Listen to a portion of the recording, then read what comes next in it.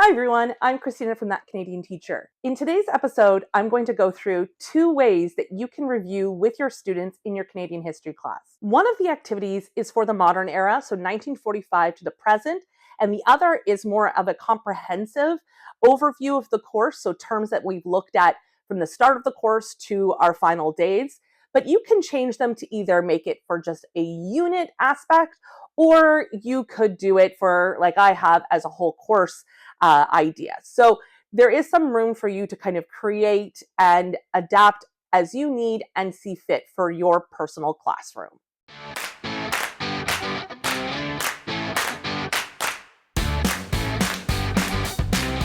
Before I get into today's 2 review activities, don't forget to follow me on my Instagram account, where I post a lot of activities that I do throughout the course of the school year.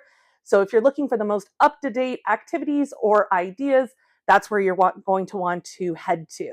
So let's start with the first one. The first is your good old conventional bingo, but I'm going to explain this little twist on bingo that I do.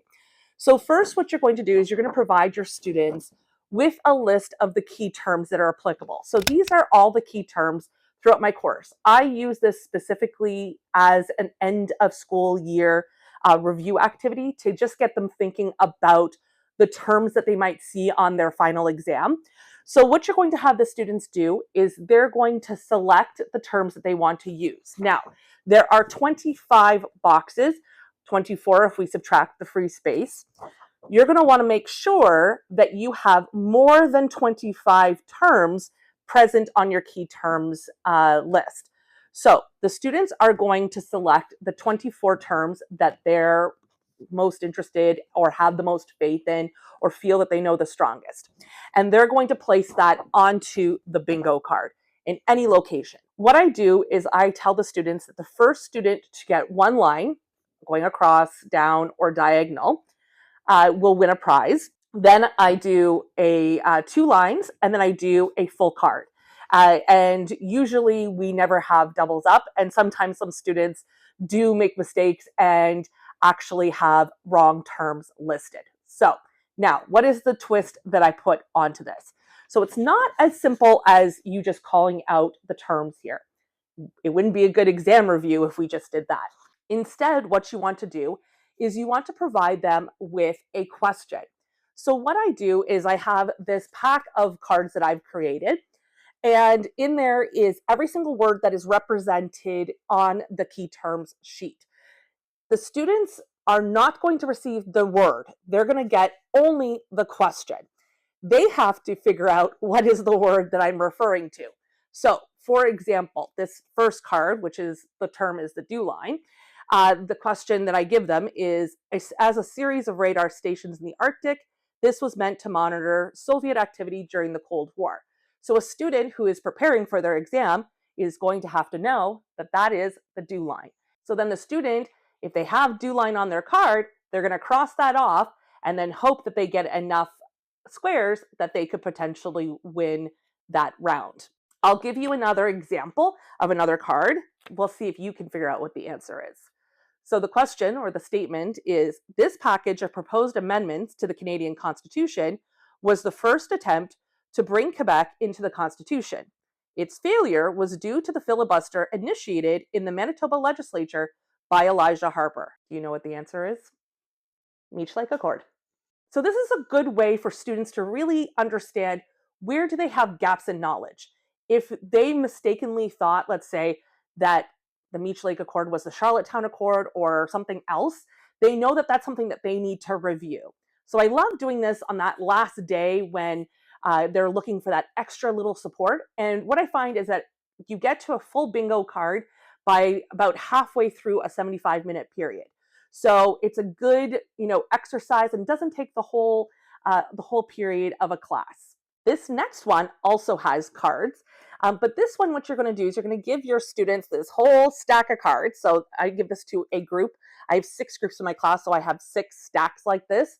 I just store them in this little pencil case or pencil pouch that I got from Dollarama. You could put this in a Ziploc bag as well to kind of keep them all together. So the way that I fashion this is that it acts like a domino game in many ways. So in the stack of cards are only the modern era. What I did was I included the 6 themes that we look at in my class. So you can see here is French-English relations is on the top here.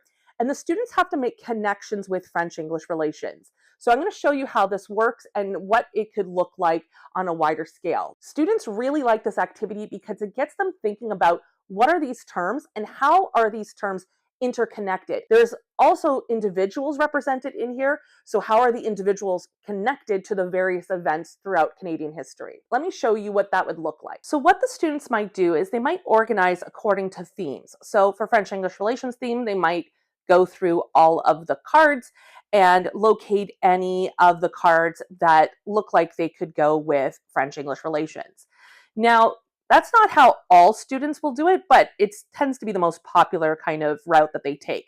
But let me show you what they would do once they start to kind of get an idea of what the terms are within their pile. So I've actually already kind of taken out a couple of ones that would work well together. So students will typically start with a term that they're most familiar with. So let's say they start with French-English relations. What they might then do is go, okay, well, the Commission on B&B is French-English relations. So they're going to connect that there, right? Then they might say, okay, Bill 101, that's French-English relations as well.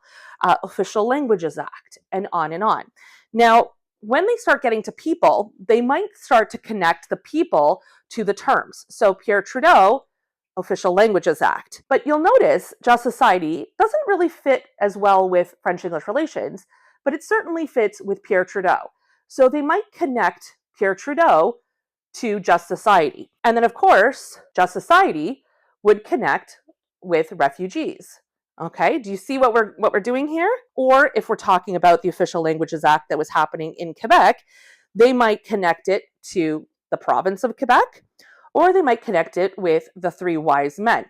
But we know that Pierre Trudeau is one of the 3 wise men, so we might actually connect that over here. And so these two could be connected in kind of like a little bit of a 4, or you could keep them separate, or you might kind of turn this way, right? And so it's going to continue to get larger and larger as you go on. So I'm going to move over the Just Society. We know that's connected to Pierre Trudeau, but also the October Crisis is Pierre Trudeau. So I might connect that as well. There's also the Patriation of the Constitution. So that could be connected here. And we might also connect Jean Chrétien, because of course we know with the Kitchen Accord and the events of the Patriation of the Constitution, Jean Chrétien was the Minister of Justice, so he could be connected over here. You could have then, of course, the Clarity Act, which is connected with Jean Chrétien, and it goes on and on. This is just a small sampling of what your students can do. And what I find is that in their groups, they have groups of 5, the whole table is filled with all of the terms, and I'll go up to the groups and correct things. So I might say, you know what, this person isn't responsible for this thing, and I might move it away. And that gets them to think about where do they see a weakness within their own knowledge. I hope those 2 activities give you some new innovative, interesting, and interactive ways that students can engage with the materials as they review and prepare for either their tests or their final exams. I'm going to leave the links to both of these activities in the description box. Don't forget that if you want to learn more or engage more with my content, feel free to give me a follow here on YouTube or on my Instagram account, where I typically update a little bit more frequently. Thanks so much for taking the time to watch, and I'll see you in the next one. Bye!